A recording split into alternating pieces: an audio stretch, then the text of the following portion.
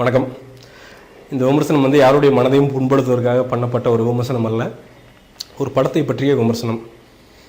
லிங்கா. ஏன் அதை சொல்கிறேன்னு உங்களுக்கு பின்னாடி தெரியும்.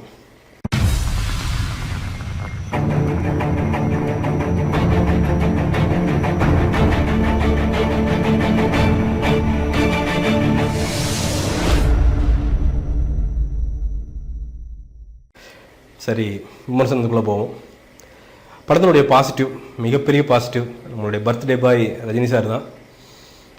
எல்லா அந்த உழைப்பு, பெர்ஃபார்மன்ஸு, டைலாக் டெலிவரி, அந்த மாடுலேஷனு எல்லாமே வந்து 10 மடங்கு வந்து கூட சேர்த்து பண்ணியிருக்கார். ஃபைட்டு, டான்ஸு, நிற்கிற தோரணை எல்லாமே வேகம், அப்படியே புதுசாக பிறந்து வந்த மாதிரி இருக்கா. அப்படி அதுதான் இந்த படத்தை தாங்கி பிடிக்கிற ஒரே தூண் அப்படிங்கிறது அந்த கேரக்டர் தான் அப்படின்னு நான் சொல்லுவேன். பாசிட்டிவ். அனுஷ்கா ரொம்ப ஃப்ரெஷ்ஷாக இருக்கிறாங்க. வர சீன்கள்லாம் வந்து கொஞ்சம் துள்ளலாக இருக்குது. அதே மாதிரி இந்த யங் ரஜினி அவர் வர்றப்போ வந்து அவர் கூட வர காமெடியன் சந்தானம் ஆகட்டும், கருணா ஆகட்டும், இவங்க எல்லாருமே வந்து நல்ல ஒரு துணை நடிகர்கள்லாம் நல்ல ஒரு இது கொடுத்து ஒரு நல்ல ஜென்யூனான சிரிப்பை வந்து வரவழைச்சிடுறாங்க. அவங்க இருக்கிற வரைக்கும் வந்து கொஞ்சம் படம் வந்து கொஞ்சம் மெதுவாக நகர்ந்தாலும் வந்து யாருக்கும் போர் அடிக்காமல் வந்து கொஞ்சம் நிம்மதியாக வந்து ஆடியன்ஸ் பார்த்த காலங்கள் அது. அதே மாதிரி சினிமட்டோகிராஃபி, ரத்னவேலு அவர்கள் வந்து கிட்டத்தட்ட இந்த எந்திரன் ப்ரொடக்ஷன் வேல்யூ எவ்வளவோ அதுக்கு கரெக்டாக மேட்ச் பண்ணுற மாதிரி வந்து சினிமட்டோகிராஃபி பண்ணியிருக்காங்க. துபாயில் இருக்கிற அந்த ஏரியல் ஷாட் ஆகட்டும், ட்ரோனில் எடுத்த ஏரியல் ஷாட் ஆகட்டும், எல்லாம் ஒவ்வொரு அந்த பழைய அந்த பீரியட், அது ஒரு பீரியடுக்கு போகும் சுதந்திரத்துக்கு முன்னாடி அப்படின்ட்டு, அப்போ அந்த இருக்கிற அந்த டோன் ஆகட்டும் எல்லாமே வந்து ரொம்ப கிறிஸ்டல் கிளியராக அவ்வளோ சூப்பராக ஆங்கிள்ஸ் எல்லாமே வந்து வச்சுருக்காரு ரத்னவேலு அவர்கள்.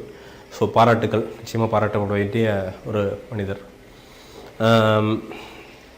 பாசிட்டிவ் அப்படிங்கிறது வந்து to an extent Sonakshi Sinha சொல்லலாம். பாசிட்டிவ், ரஜினி சார் பேசுகிற பஞ்ச் வசனங்கள். அதாவது 2வது ஹாஃபில் அவர் வந்து ஒரு இடத்துல வந்து ஒரு உணவு பரிமாறிட்டு வந்து ஒரு டைலாக் பேசுவார். ரொம்ப மனதை நெகிழ வைக்கிறதாக, ஒரு துளி கண்ணீர் கூட வெளியே வந்துடுற அளவுக்கு வந்து அந்த பெர்ஃபார்மன்ஸ் இருந்தது. அதே மாதிரி கேஸ்டிசம் பற்றி, இந்திய ஒருமைப்பாட்டை பற்றி வந்து சில டைலாக்லாம் பேசுவார், பஞ்ச் டைலாக் மாதிரி. அதை அவர் டெலிவர் பண்ணுகிற விதம் அதெல்லாம் வந்து ஒரு மிகப்பெரிய பாசிட்டிவ் அப்படின்னு நான் சொல்லிக்க விரும்புகிறேன். நெகட்டிவ், ஏகப்பட்ட நெகட்டிவ் இருக்குது. First negative, editing. இந்த படம் வந்து குறைஞ்சது 15 நிமிஷம் வந்து ட்ரிம் பண்ணப்பட வேண்டிய ஒரு படம். ஃபஸ்ட் ஹாஃப் வந்து சரி ஸ்லோவாக இருக்குது ஆனாலும் பரவாயில்ல அப்படின்னு நினச்ச நாம செகண்ட் ஹாஃப் போகும்போது பார்த்திங்கன்னா ஃபஸ்ட் ஹாஃபோட 2 மடங்கு இருக்கிற மாதிரி ஒரு ஃபீலிங். அது வந்து எடிட்டர் மட்டுமே நம்ம குறை கூற முடியாது. கேஎஸ் ரவிக்குமார் அந்த டைரக்டரையும் வந்து நம்ம நிச்சயமாக குறை கூறியே ஆகணும்.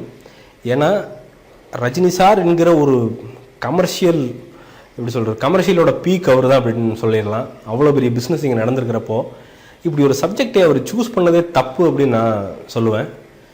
நான் சொல்கிறது தப்பாக கூட இருக்கலாம், பட் இது என் ஒப்பீனியன்னு. அதாவது இந்த ப்ரெசண்ட் சமகாலத்திலிருந்து திடீர்னு ஒரு ஃப்ளாஷ்பேக் போகுது. ஆனால் அந்த ஃப்ளாஷ்பேக் போயிட்டு மறந்துட்டாருன்னு நினைக்கிறேன் ரவிக்குமார் சார். அங்கேயே தங்கிடுறாங்க ஃப்ளாஷ்பேக்கில். எந்த அளவுக்கு தங்கிடுறாங்க அப்படின்னா திருப்பி சமகாலத்துக்கு வரும்போது வந்து ஆடியன்ஸ் எல்லாம் அப்பா வந்துட்டாங்கப்பா அப்படின்னு சொல்கிற அளவுக்கு வந்து தங்கிடுறார் ரவிக்குமார் சார். சென்டிமெண்ட், பாம்பு சென்டிமெண்ட்டையும் அந்த சில எக்ஸ்ட்ராஸ் வர்ற சென்டிமெண்ட்டும், அதுவும் வந்து பழைய படங்கள் நடித்த அது எல்லாத்துலேயும் வந்து செலுத்துகிற கவனத்தை வந்து ரவிக்குமார் சார் வந்து ஸ்க்ரீன் பிளேலையும் கொஞ்சம் செலுத்தியிருந்தா ரொம்ப நல்லா இருந்திருக்கும். பட் அது வந்து சம்மந்தமே இல்லாமல் போனது அப்படிங்கிறது ரொம்ப மன வருத்தத்தை அளிக்கிறது. ஏன்னா இப்போ ரஜினி சார் எதுவுமே பர்ஃபார்ம் பண்ணாமல் இருந்தா அப்படின்னா ஓகே அப்படின்னு இருக்கலாம். அவர் தன்னுடைய உயிரையே கொடுத்து நடித்திருக்கிறப்போ வந்து இப்படி ஒரு ஸ்க்ரீன் பிளே இருந்து அந்த படம் வந்து அப்படியே கீழே பார்க்குறப்போ வந்து ரொம்ப மன கஷ்டமாக இருந்தது அப்படின்னு சொல்லிக்க விரும்புகிறேன். அந்த முன்னாடி அந்த பீரியட் ஃபிலிம் அது போடுறது அப்படிங்கிறது வந்து அது வந்து என்ன பிரச்சனைனா அதில் வந்து ரஜினி சார் பேசுகிற டைலாக்கள் கூட வந்து எஃபெக்டிவ் இல்லாமல் போயிடுது. இத்தனைக்கு நல்ல பஞ்ச் டைலாக்கள் தான், நல்ல எல்லாமே மாடுலேஷன் எல்லாமே சூப்பர் தான். பட் அது எதுக்காக அவர் பேசுகிறார் அப்படிங்கிறது வந்து யாருக்கும் புரியாமல் போய் இங்கே உட்காந்துருக்கிறவங்களாம் கைதட்டுறதா வேண்டாமா அப்படின்ட்டு ஒரு 10 பேர் வந்து தன்னை ஃபோர்ஸ் பண்ணிட்டு விசில் அடித்து ஒரு 4 பேர் வந்து தன்னை ஃபோர்ஸ் பண்ணிட்டு கைதட்டுறான். இதுதான் வந்து படத்தில் வந்து மிகப்பெரிய பிரச்சனை. அது பிரச்சனை என்னென்னா அந்த ஃப்ளாஷ்பேக் வந்து ஷார்ட்டாக வச்சுருந்தா கூட தப்புகள் மறைந்து திருப்பி இந்த ரியல் டைமுக்கு வந்து இப்போ சந்தானமும் கருணாவும் யாரோ இருக்கங்காட்டி கொஞ்சம் கலர்ஃபுல்லாக அப்படியே வந்து போயிருக்கும். ஆனால் அங்கேயே தங்கிட்டங்காட்டிக்கு வந்து அது அப்படியே வந்து போர் அடித்து ஏதோ மேடை நாடகம் மாதிரி ஒரு சர்டன் ஸ்டேஜில் வந்து ஆயிடுது. அதாவது மோசமான மேடை நாடகம் மாதிரி. அதே மாதிரி நடித்துக்கக்கூடிய எக்ஸ்ட்ராஸ், அதுவும் அந்த பிரிட்டிஷ் கேரக்டர்ஸ்லாம் நடிச்சிருக்கிறாங்க.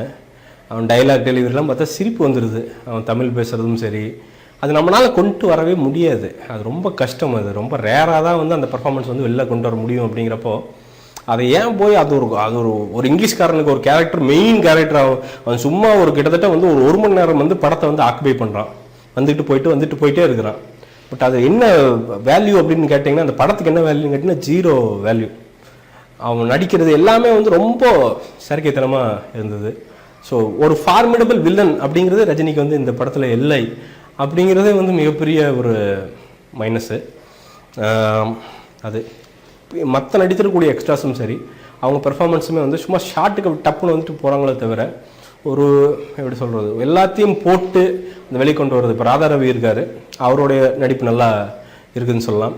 அந்த மாதிரி ஒரு பல கேரக்டர்கள் மட்டும்தான் சொல்ல முடியுமே தவிர, அதை தாண்டி வந்து எல்லா கேரக்டர்களும் வந்து நானும் வந்து ரஜினி சார் படத்தில் நடிச்சிருக்கிறேன் அப்படின்ட்டு வந்துட்டு தான் போகிறாங்களோ இல்லையோ, அந்த பெர்ஃபார்மன்ஸை வந்து வெளிக்கொண்டு வந்த மாதிரியே வந்து தெரியல.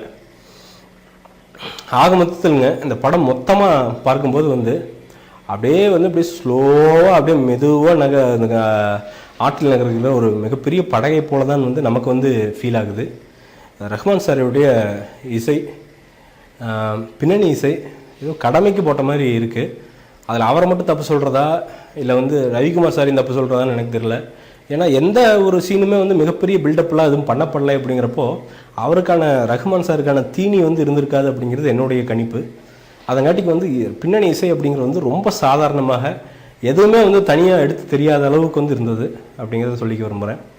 அதே மாதிரி பாடல்கள், எந்த பாட்டுக்குமே வந்து நான் ரசிகர்களுக்கு போய் ஸ்க்ரீனு பக்கத்தில் போய் ஒரு 50 பேர் ஆடி நான் பார்க்கல. எனக்கு மிகப்பெரிய ஆச்சரியம் சீரியஸாக. கண்டிப்பாக ஒரு எந்திரன்கெல்லாம் வந்து நான் நிறையா பார்த்தேன் நான். பட் இது நடக்காதது வந்து ஒரு மிகப்பெரிய ஒரு துரதிர்ஷ்டம் அப்படின்னு சொல்லலாம். அந்த மோனா கசலின பாட்டு மட்டும் ஓரளவுக்கு நல்லா இருந்தது அப்படின்னு நான் சொல்லிக்க விரும்புகிறேன். ஆக மொத்தத்தில்ங்க அப்புறம் last but not least stunts. 2ஆம் பாதியில் ஒரு ஸ்டண்ட்டு வருது. அந்த ஸ்டண்ட்டுக்கு எத்தனை மீம் வந்து சோஷியல் மீடியாவில் க்ரியேட் பண்ணுவாங்க அப்படின்னு நினச்சாலே மனசு வந்து ரொம்ப துக்கமாக இருக்குது. ஏன்னா வேறு யாராவதுக்கு மீம் க்ரியேட் பண்ணால் அது பரவாயில்ல, ஒரு ரஜினி சார் மாதிரி ஒரு ஜாம்பவானுக்கும் பண்ணுவாங்க. ஏன்னா சோஷியல் மீடியா வந்து அன்ஃபர்கிவபிள், தப்பு பண்ணிட்டா அது பண்ணியே தான் ஆவாங்க. அப்படிங்கிறப்போ வந்து அந்த தப்புகளெல்லாம் வந்து ஏன் பண்ணப்பட்டது அப்படின்னு ஆராய்ந்தால் அதுக்கு விடை கிடைக்குமான்னு எனக்கு தெரியல. ஸோ ஆக மொத்தத்தில்ங்க வெளியே வரும்போது என் மனசார ஃபீல் பண்ணது, என்னது ரஜினி சார் படம் மாதிரியே ஃபீல் ஆகலையே அப்படின்ட்டு தான் வெளில வந்தேன். என்ன மாதிரி தான் நிறைய பேரும் ரொம்ப மௌனமாக தலையை குத்தி தான் வெளில போனாங்க. ஆக இது ஒரு ஆர்டினரியான ஒரு படம், போய் 1 டைம் வாட்சபிள் இல்லைங்களே, அதற்கு மேலே அந்த படத்தில் வந்து ஒன்றும் இல்லைங்க. இந்த படத்திற்கு என்னுடைய மார்க் அப்படிங்கிறது வந்து 2.75. மீண்டும் ஒரு விமர்சனம், முன்னோட்டம் இல்லாட்டி வீடியோவுடன் கூடிய விரைவில் உங்களை சந்திக்கிறேன். அதுவரை நன்றி, வணக்கம்.